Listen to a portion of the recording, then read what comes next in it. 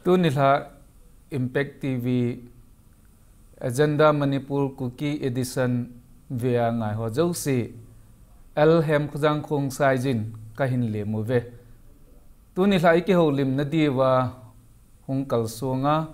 panelist ai panpi te new zaum ta pu te ni ama sapenin at phon do na ananei hoite hi che ka jit lama to hi a hi a hele pu Ngamminlun Kipgen, former Councillor Ward number 22 Infar Municipality Council Corporation Noya anatong ahin ama masapenin ilim now kan vet sa abanin hichi aning langa to khu zaum ta pu Lamkhomang mi tampin mangboy tiayong ke he pu Ngamminlun Kipgen Lamkhomang Kipgen, Director ATPL Financial Service, CEO WSDS tiayong inahead pau mitel NGO lama to na sangta anane tunia ilawa hichi tuni ke hong na diu thupi re-survey of SECC kiti chungchanga holim dinga ahung kalson theji na ma chunga yong ke pathu isevin a he ichita kelhon chun tunia isei diu thupi hi ichen now Manipur gam sunga adiin phai gam sunga hin nasatain akiling thajengin aji chu achi sa 15 December 2018 ni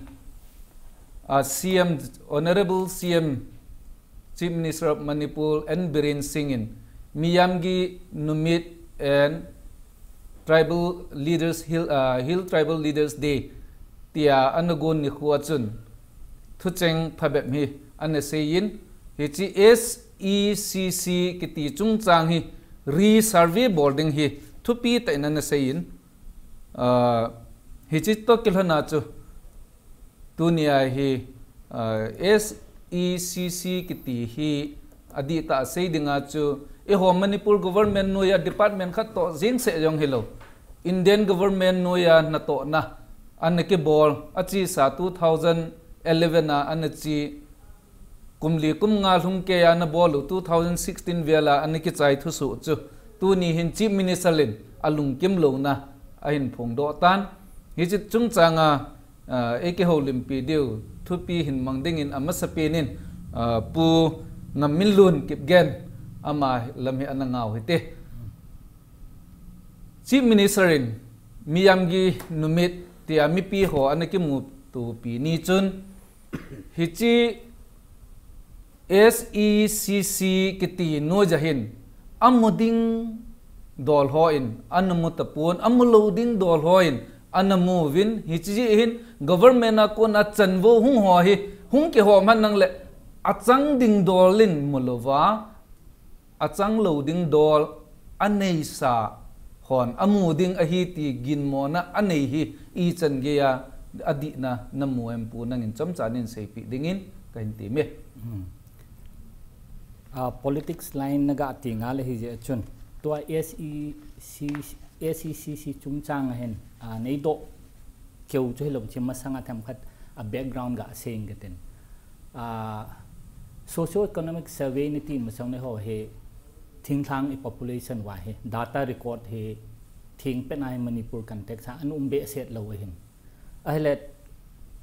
nidanga BPL initiu yong he thing tanga ke sele thing lang gama BPL hiding lo ma ho hin chanwo he ana changpu hi chi PGA ham ti ale data ai lo hi chi mapping pan ngoya chu ini yaw pha lo ji wa chu chanwo chi na chan lo hin ale tu chunga present government incumbent government under pu and birin noya ke bol he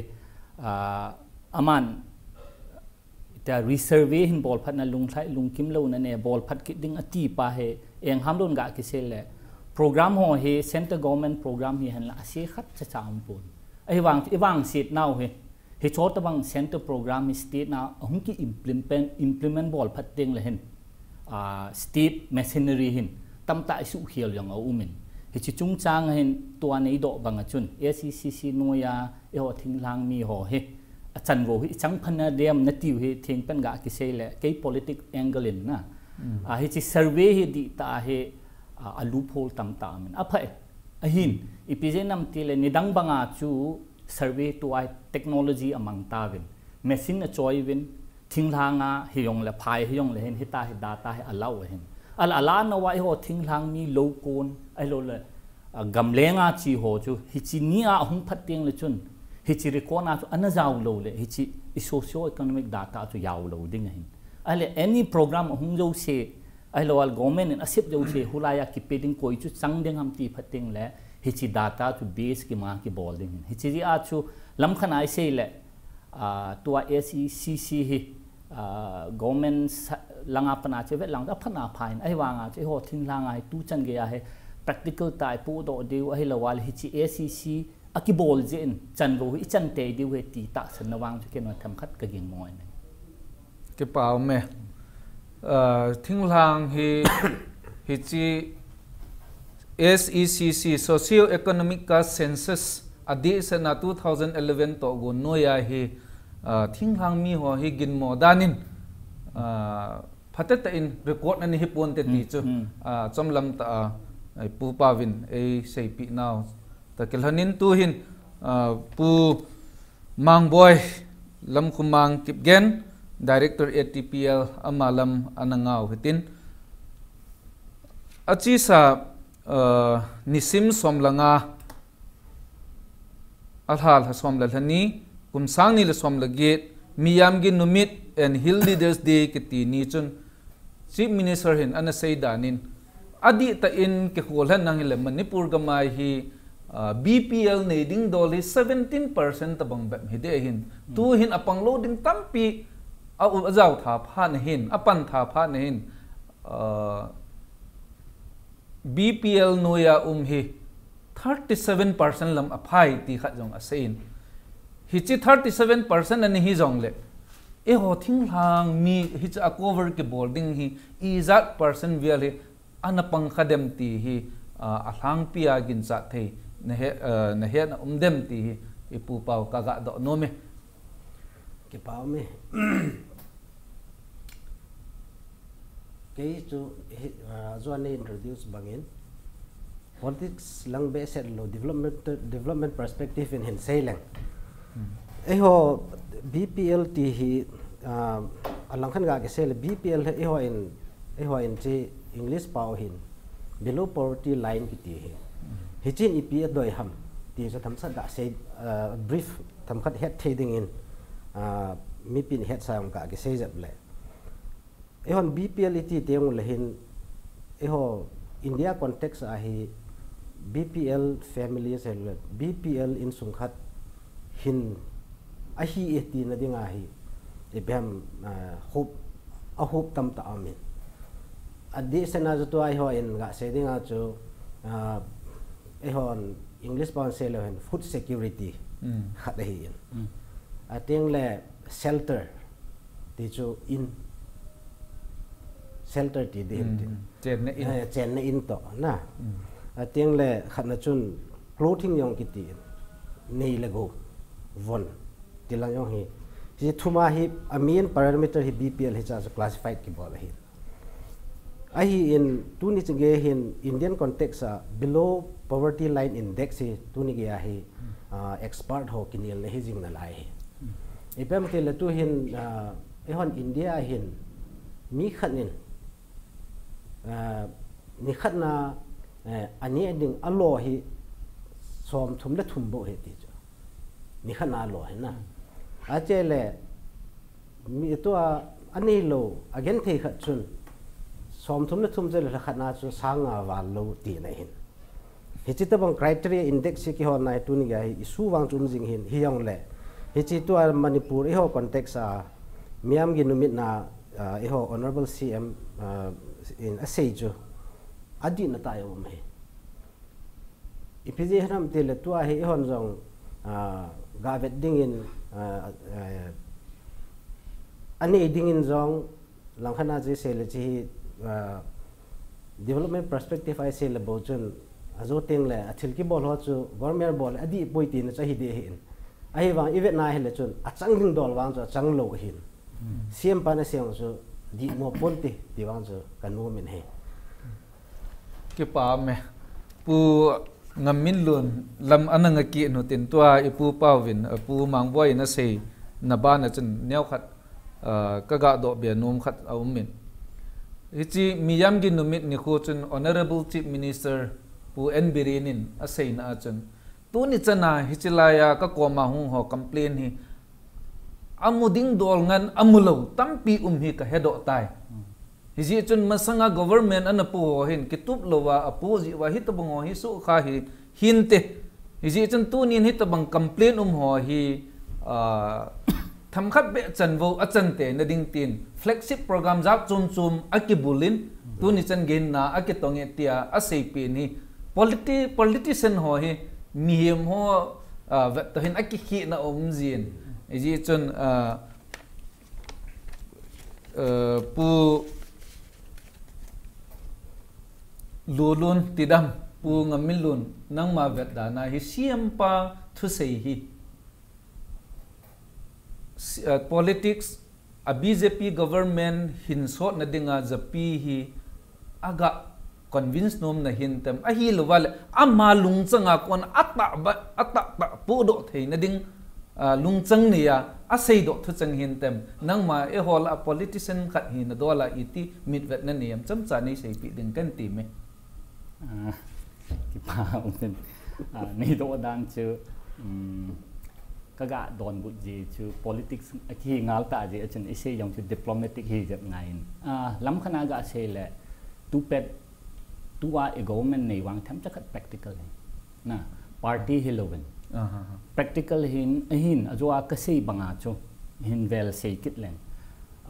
chan wo dinga sem se for example man miyam gi numit atin miyam gi numit na he mi pi yo se ni kim mu pi thaiben chu chung chon hilowen thinglang hau sate ding kim mu pi yang abolin hi chi keu yong chu hilowen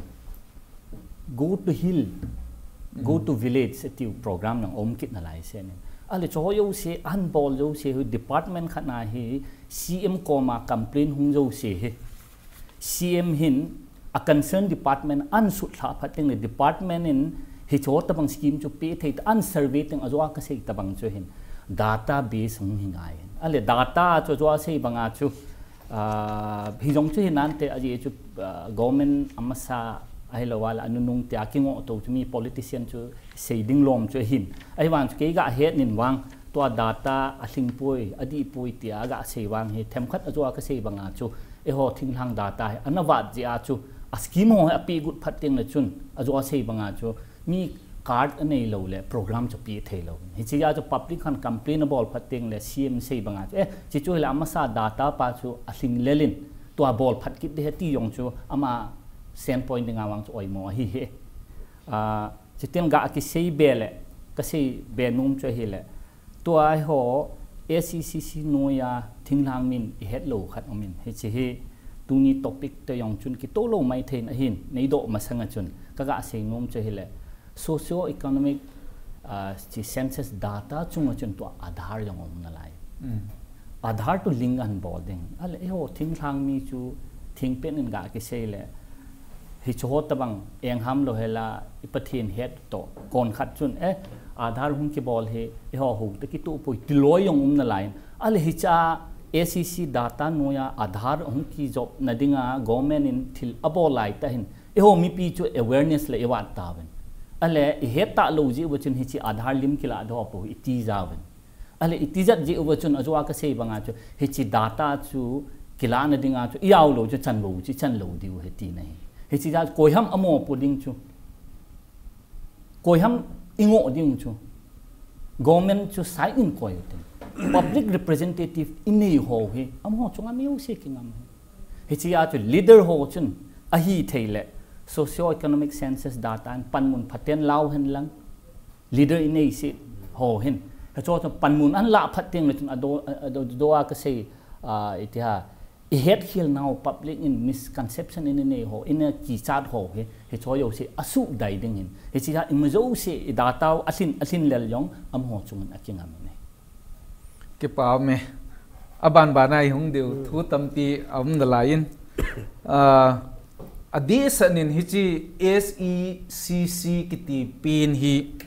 Rural Development Ministry hochen any program hichi chunga hi base de het chu hichi chunga hi base heading hichi chung chona chu adhar yong ngai na lai de ti kha cha sin example la tu ni chen gya in hall lo chu energy le AB kiti ho hiti ho hi tua hi hichi SECC noya kuna hichi database akuna hi program ho ki boarding he tia he lechun a Manipur adi sana thing hangam hi data chan cover a ball lo hi chu tu lamin hong ki chi sanin a chu tel CM pan na se hi thim mo om tai lup ho balo meti hi ti chan ge ma na ta san thei dol kha chu ai ta ni a chu tel hi chi lup hol an pen hi e ho civil mi ho a hi lo vai le i representative so ti chu MLA ho thu di lo ji a hi ta dem department lama mi hon ei lim tha naw a hi zo ta dem ai lo wale changa pha chum na ding dei mi pha be mo chun ei kal chu wa hi chi lup ho le kha a hi dem pu mang voi na ngai dan zapi het thei do la tham gat nei koi pi devin ka dei nei to ana sei se cho bo na jaw de ka tin chu e ho hi mi kya wa te hi na jingka ding jingka ne ding nila ne ding ki hol tho te hi ya hi tua hi chi langkhana ne phana ga se ki dinga chu ade den a government langa hin tin ami pi lang khi yong le azo Ngamminlun sei chu awareness jong khat hin ateng le ho hi i hi na mo win ima cha na sa lo te tham khat din ka bol the ti hon a thai wa a ki bol lo le a phajing ti te mi khat chu hi din na ye hin atua ga se ding in SECC in tham sat ga kai koi zap leng wa ve le han tu chunga SECC in e ho India sunga ka het khelo le 640 districts a hi na che bol na hi cha hin ho Manipura survey census village le sang ni le ya tham sang ni janga ya tham ti ini o hi hi cho ki bol da he pon ayong le a whole as a whole India dinga chu ga teng le hi chi SECC data yong hi a important na wang chu me henge lup hol chu mi India le aneu lo hi ta ya ki vet na ga vet dinga chu in sei pe even India chu le rural areas te le san som sigi langa 75% vel ho bang rural area ki ti ai le chun ami pi dinga yong chu ga vet le hi chi SECC census bol ho de on chu am ho de difficulty tam ta am di hin ni ka ta sanin na ateng le tu SECC development perspective even nai le developmental worker na tong ho ke ho ding ta banga wa hi SECC ang hi chi poverty elevation vai chat su mang na ding India sunga su mang na ding ti ahin man cha phata khat he ti chu kaga highlight no min na ipem ti le hichin avet sa hi hele te khona chu India sunga hop zakhat la hop som bo hin salary he ti chu tolok sang he ti chu 10% na SEC data che ve nai ateng le 7 joy say to 75 som sigi langa zakhat la som sigi langa in thakhanin sanga noi alo etiang chu development building vai chat na to na dinga chu atul hai ta khat chong cha hi ki na ateng le wang si ti dam wang phat ti dam yo text below te hi text ti le yo che ST hi je chen ngai dam ki chang nan ahin as a whole India context SECC na say hele 5% kalin tax 5% bo in tax appeasability so ahle a train hung chum ta so ti SECC na an mu do yong na ade den to awetang 2.5% in four wheeler de gari kangli ne ki ti hopung chu rural development in anatu register control survey hon atu lo RDA ko na che honga SECC imu yo hi langkhana chun nangin azo question nei do chun ki tu je bi yong le hi che SECC base aken ai lawang chun Icham khan na hi khan to masal ni na wang chu apat chom ta yong min ti chu ga ase be ki pau me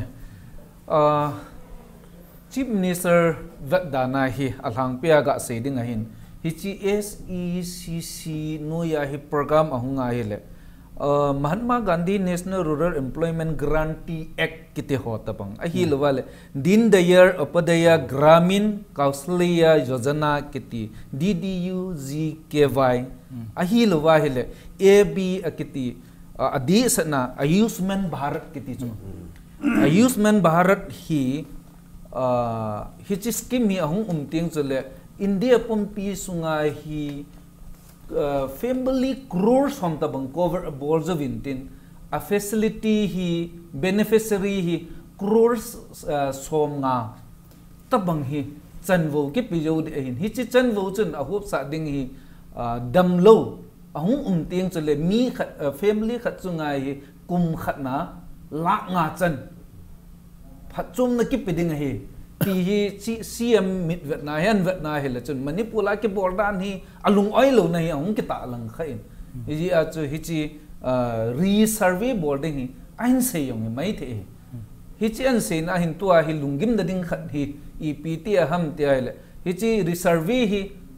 a Manipur government thani na kyu se a ki bol le Chief Minister khat instruction a board hi the yang ding thil khat chu ai a hin tua hi se bang min center government nuya hung ki board department thum jen ki ngan si ei Manipur la ga het theding a chu DRDA nuya hi chi survey ho hi anu mai le ki lo ma chu hi chi ho hi sim phat ding a de na pa hi central government ko mangi na jong ka nei tai ti yong a sin hi chi hi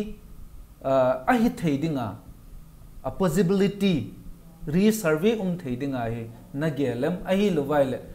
politician khan hi na saving dollar sei mei hi buwe tia na gelam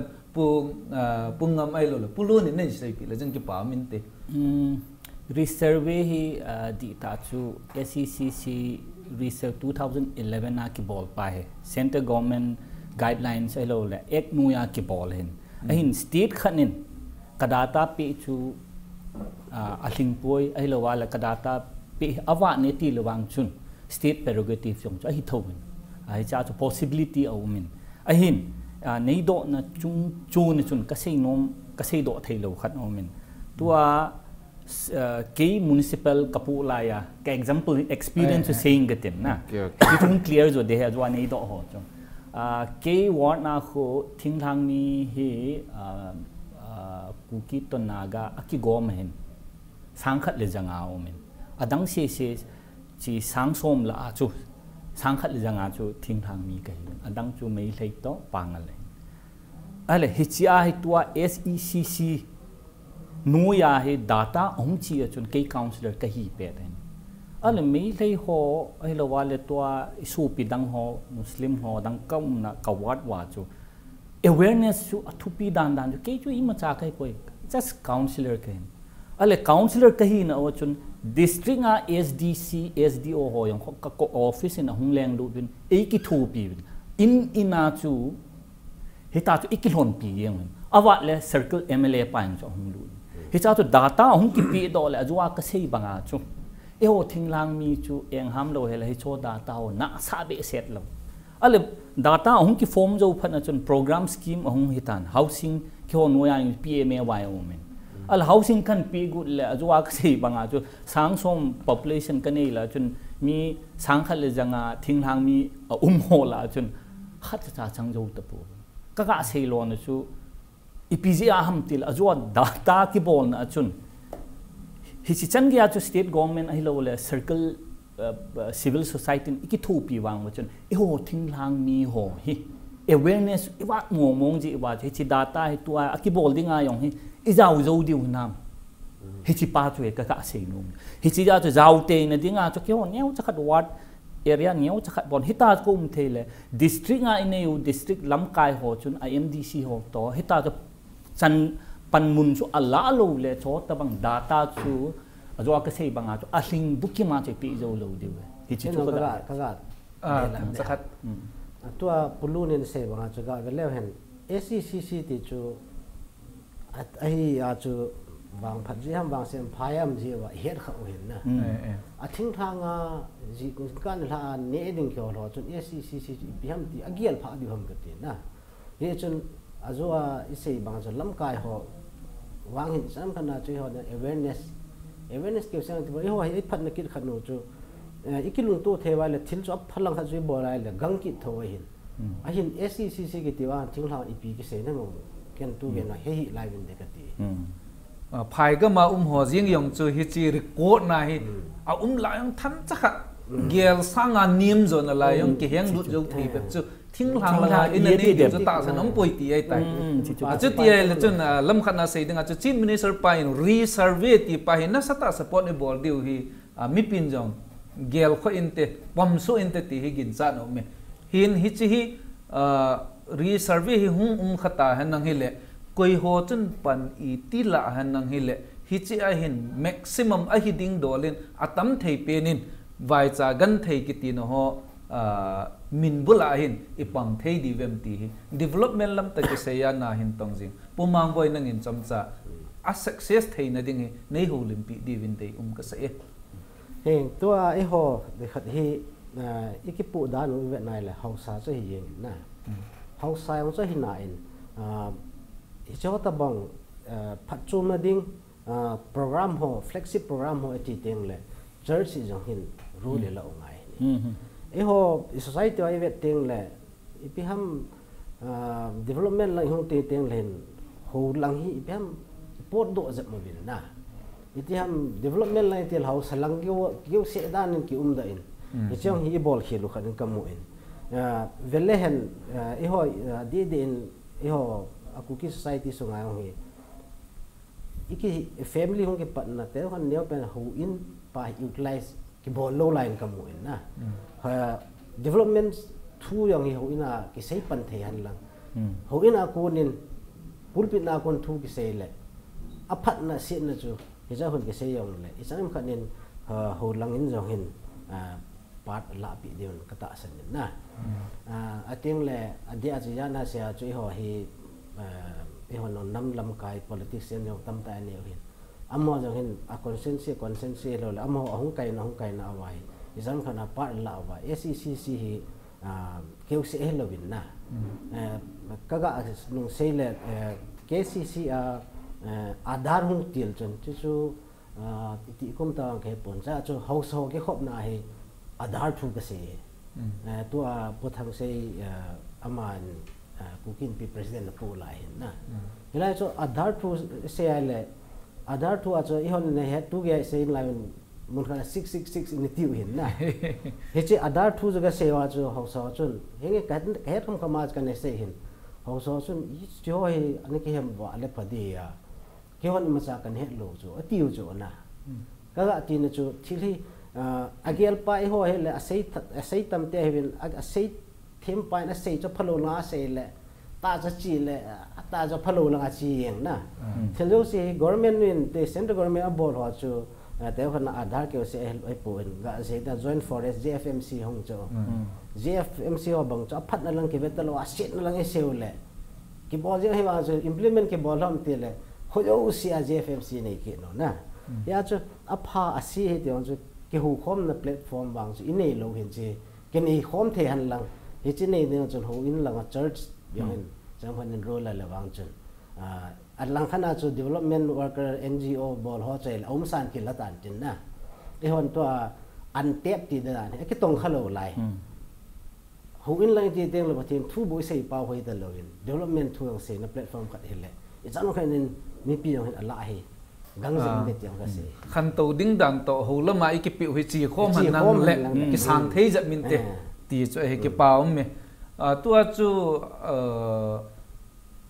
chief minister pa in resurvey ati pa hi ang lol hina le pan ila ding dol chu tham chakat iga ma bol he a hin tun CM pa thase langan hung chom lut ke noi tin CM pa chun hi chi chung chang hin adi lo ball officer hi han lang ko hi jong le ke mo vat loading athim mon adung zu ya talin ke mat sa de he ti khat jong he a sei do en hi chi hi ijam tin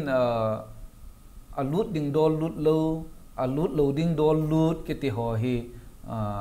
ei ga ma hin tampi athing lo ho he aum me ti hi sei luwa he sa khat hin hi cha hin thimon na nei ho he go na hung ki piding tale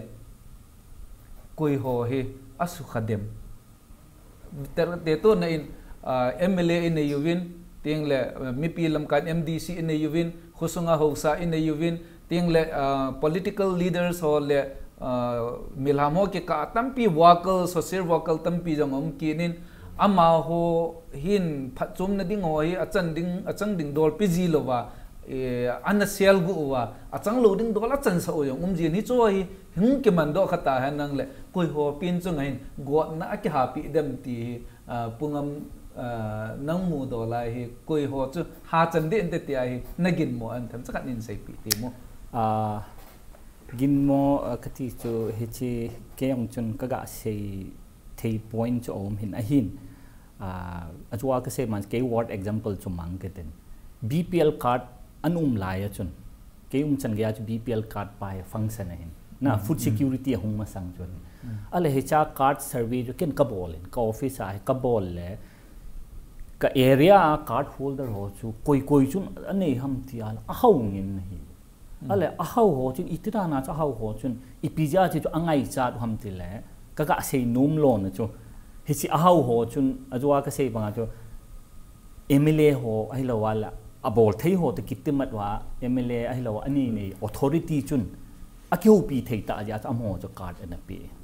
ale chi card nei ho chun ipya man wam til an chang la na ai lo ngai chu cho hi pun ipya to la wam til Delhi dunga cha te le khasima sol phat flight ticket to BPL ka la ke khat ai hi chu an man hoin ka ga sei lo na gut chu misuse anabol ji wa to center government in cho chu amu pe ala amu wa chu hi chi ya chu BPL chu zo ka sei banga an aum sa data num census adi tapun atha be bol de hetia chi ACC 2011 he chi pa na chi ahin tua chu survey hung ki bola koi chu mo ding ham kitia lewang jo asia hai aji chu iga sei na bangin he chi survey a chu circle MLA ahilawal authority ahilawal local bodies hoyong chun sei the ane ya le chun amo yong chu responsible hi ngai na chu so ho hung ki sei na agin mo phabe mo min ti chu hi cha survey boarding ho he amona a ina ai lol a khuwa chi a survey bol lovin concern MLA ho table hin atam zo chai ai chu ho hi su a hi tia hi ki sei yong hi a da pon hi ji a chu tu jam chief minister in anpu do hi lam khana pa cha nung ta hi mi pi lam kai dinga chu hi chi a hi thuta hi a sei banga hi thuta hi implement a bordo zo theina dem development hung lut na dingai social development lama na sata e top yo pu mang boin thamcha na vision nei sei pi ding in jang ka ga de abo zo ma chen phadin a hi in kein ga ge lawang chu henge azo in pulun yo sei tai state prerogative to itina na ai ni chi national flagship program khat chu amai Manipur adinga cha chu achang se abol zo ki diwang chu ke wang chu ka hata asan pui ai in bol the khat chu pi ham te le tu in state prerogative a chama in abol the na chu pi ham te le ama government chen bowling it is azol lan chom de lo hi na ai hin wang chun ai ta in abol ka se bona sei ta le ama yong ata in gel han lang politics hi na mana sei ke se helwin me bol do the thing chun bol le wan chun I chang kha na wan chu zoi se chu se ya theng se ya bu ki ti ho chu hin na tu a card choi ding khat ding te MLA ho yong ga zawin te tiong chu di mai the na a teng le ga se ding a tu SCC de chu DC no ya ki bol hin DC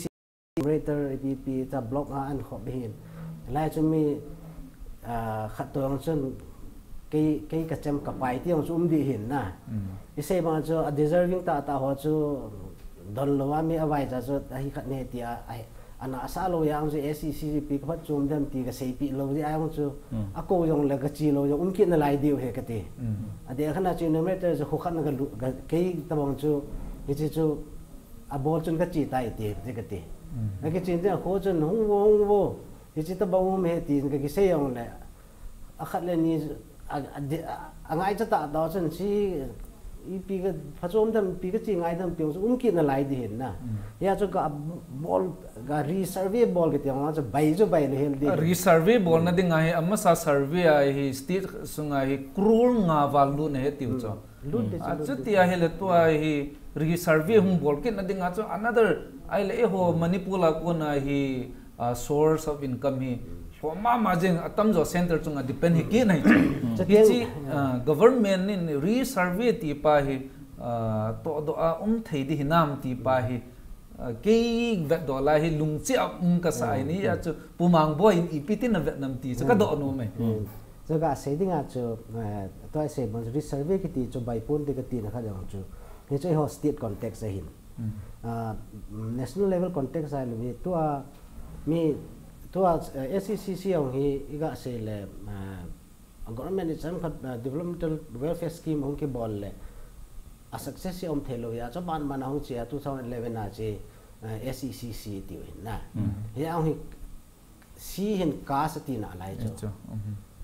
na social economic survey lo lai cho ya cho even che SCCC hong ke bol hong hi at the top a so ala ngai hong su thu mai cho chi cho hichi betang chi ong chu Bihar government Bihar election to ki nai ja chu SCC data report ki pido ono chu yam te akas ki tyo hum ki de ke na he chun to ai se no mo ka se khat jamin atua chi ka ki bolding ti te central level hi chun atua UPA to BJP government hong ayong hi welfare scheme atam lo ki ka hi ne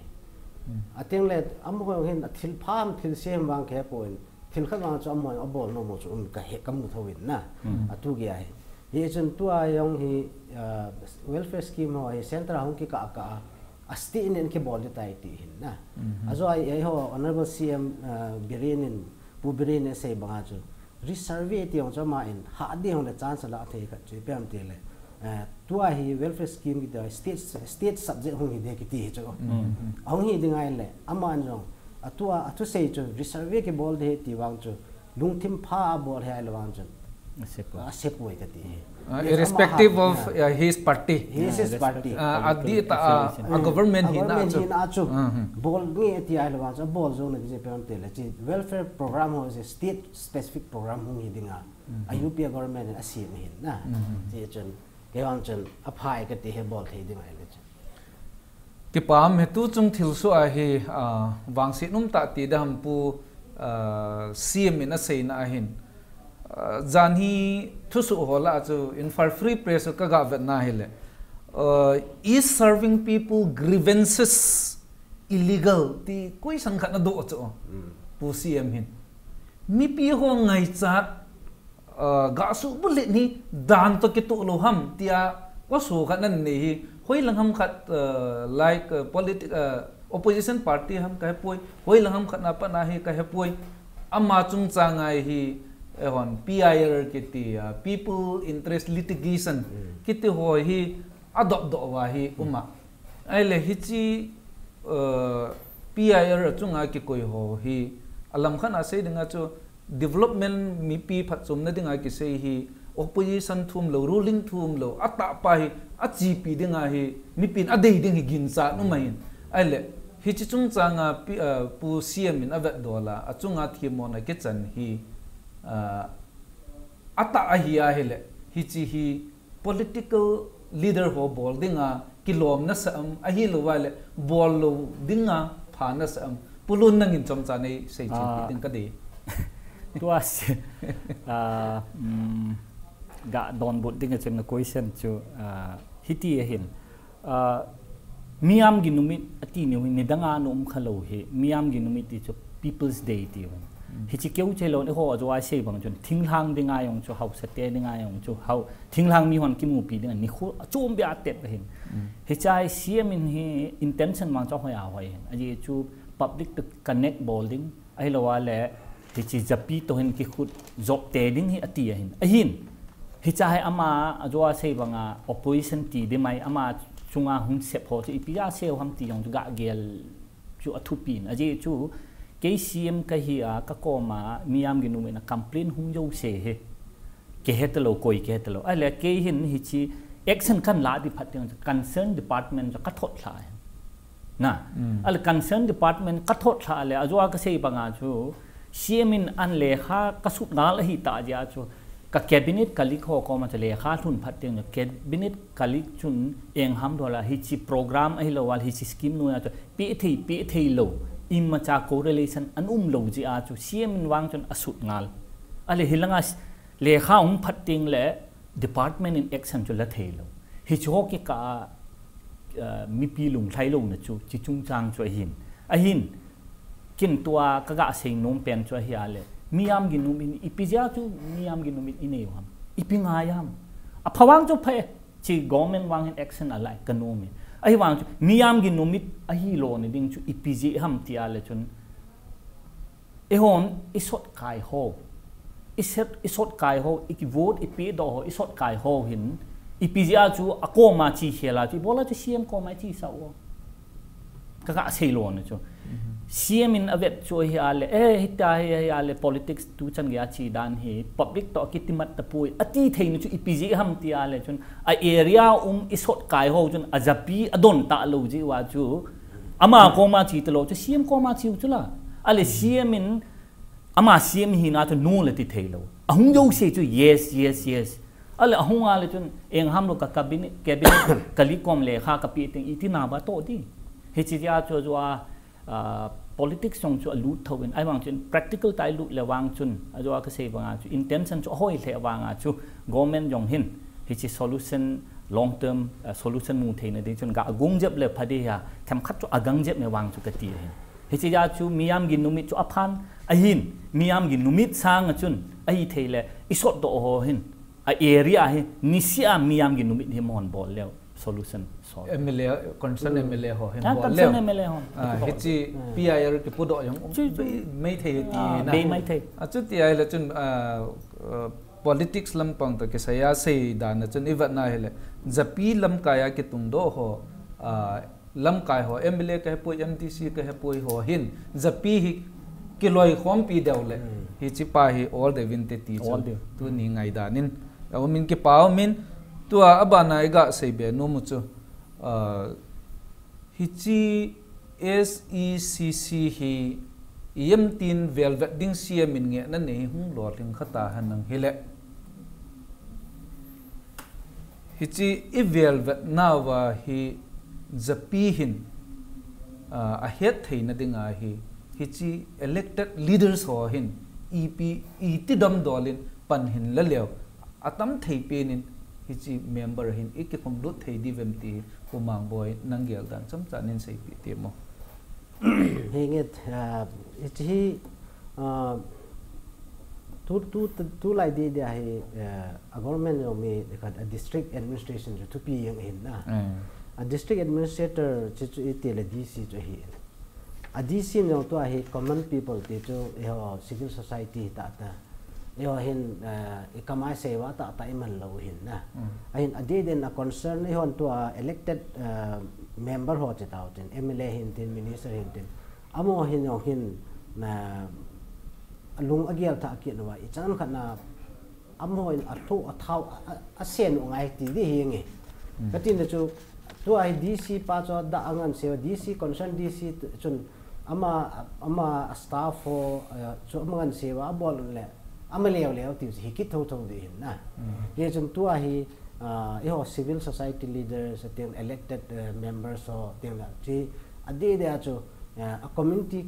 base a hi chanam khatna ki ha kho ngai ti di mai na hi chi hin I chanam khana khulung ge adinga yo in itu cha khang ding wa hi